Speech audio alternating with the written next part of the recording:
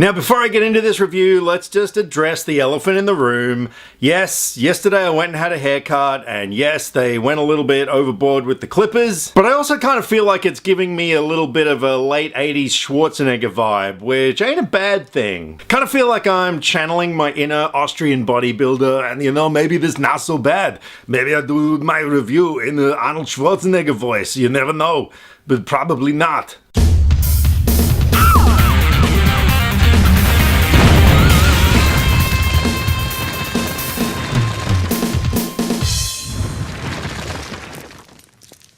So, Annabelle Creation. This is a movie that is set before Annabelle, which came out a few years ago, which is set before The Conjuring, which came out before that. So, in a way, they're kind of doing storytelling backwards. So, this movie was directed by David F. Sandberg, who did Lights Out, which came out last year, which was one of my most favorite horror movies of that year. Now, the first Annabelle movie I was not a fan of. I thought it was bland, it was boring, I didn't care about the characters, it was crap. I like the Conjuring films, but Annabelle to me was a bit of a blemish in that franchise. So when they announced that they were doing another Annabelle, I was like, ugh.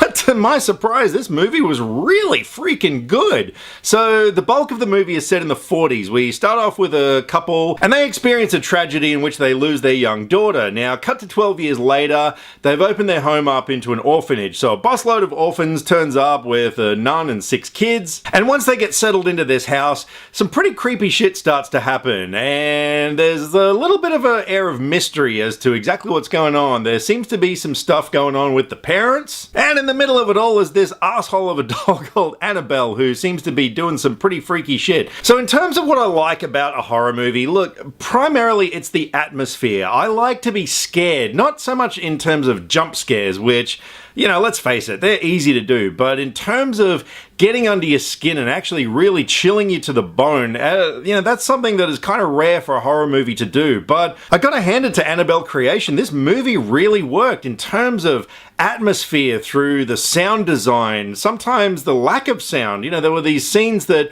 were done in silence, and I often find sometimes silence is so much more effective than creepy build-up music. And also the visuals in this film were absolutely stunning. I think David F. Sandberg is a very visual horror director, and you know, when you look at how good Lights Out was and how good this is, I think he has got a really solid career ahead of him. So yeah, like I said, this movie visually has some really creepy shit in it. This is the sort of stuff that you don't want to watch this movie late at night before you go to bed, because there is stuff that will stay with you. Like, I just went and saw it at 1 o'clock in the afternoon. I've come home and I'm still feeling that feeling, you know, like the hairs on the back of your neck are standing up and you're sort of a little bit wary as to what might be behind you. And I haven't had that happen in a long time with horror movies. This movie really reminded me visually a lot of sort of the best Asian horror movies mixed with a little bit of Exorcist and, you know, some general haunted house kind of stuff. And yeah, blended it together really well. I thought the performances were fantastic. The characters, for the most part, were really well written. Lulu Wilson, who played the youngest daughter in Ouija, Origin of Evil, she was in this, and I'm starting to think that maybe that's the key. If you want your prequel to not suck as bad as the movie it's based off, you put Lulu Wilson in it, because let's face it, Ouija Origin of Evil, same kind of thing with Annabelle. Also got to hand it to Talitha Bateman, who played a character named Janice, who was Lulu Wilson's character's best friend. She was great. She was really believable. Her character was suffering from polio, so she lost mobility in one leg, but there were other things that happened to her character, which I can't really say too much, but it gave her a lot of range as far as acting goes, and she did a really great job. But one thing I really liked is that I cared for these people. I mean, admittedly, you know, it's kind of a cheat way to get people to care for your characters by making them little girls, and not just little girls, but little orphan girls, and not just little orphan girls, but giving one of them polio.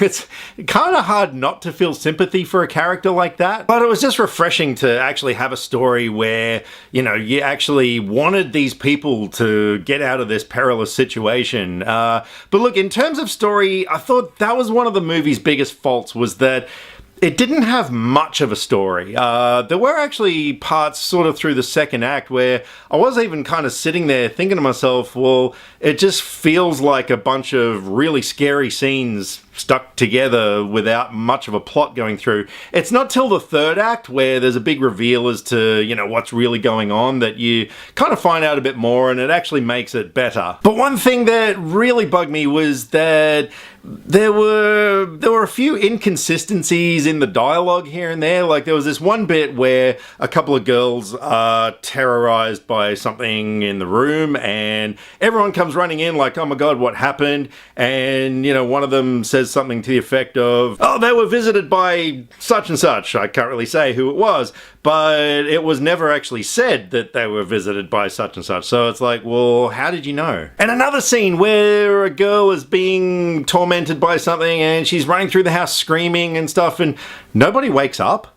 Like, it was kind of like there's a girl screaming in the hallway and no one does anything. Like, I thought that was a bit strange. And there are a couple of other moments where people do some really dumb shit, where you're just like, you know, why are you doing that? Why don't you just run away? Actually, overall, like, you know, there's these bits where things are happening and, yeah, they're just kind of going back to bed and sleeping it off rather than, like, you know, getting the hell out of Dodge. So, yeah, look, the movie wasn't perfect, but, you know, in terms of what it got right, man, it really nailed it. This is a movie I am definitely going to be owning on Blu-ray. It's even kind of giving me a bit of a urge to watch the first Annabelle again, which I never thought anything on this earth would make me want to do, but yeah, because the end of this movie ties in very much with the first Annabelle in terms of we actually see scenes from the beginning of Annabelle happen. So if you haven't seen the first Annabelle but you're curious about this movie, look, you can get away with it. Being a prequel,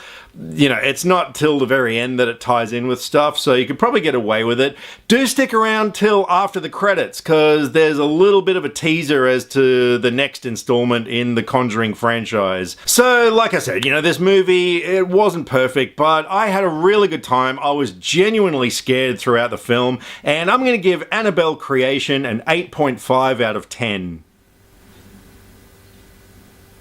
So if you've seen Annabelle Creation, I am really keen to hear what you guys thought of it. I hope you liked it as much as I did. And while I'm on the subject, what are your favorite scary movies involving a creepy doll? So fire away in the comments section, let me know. And in the meantime, if you haven't subscribed to my channel, I'd really appreciate it. Once I hit 300 subscribers, I'm going to do my very first ever Q&A. So if you haven't subscribed to my channel already, make sure you hit that button at the end of it. And in the meantime, drop me some comments, either here or on Facebook. All the social media links are in the description below, because I like to talk about movies and I would love to talk about movies with you.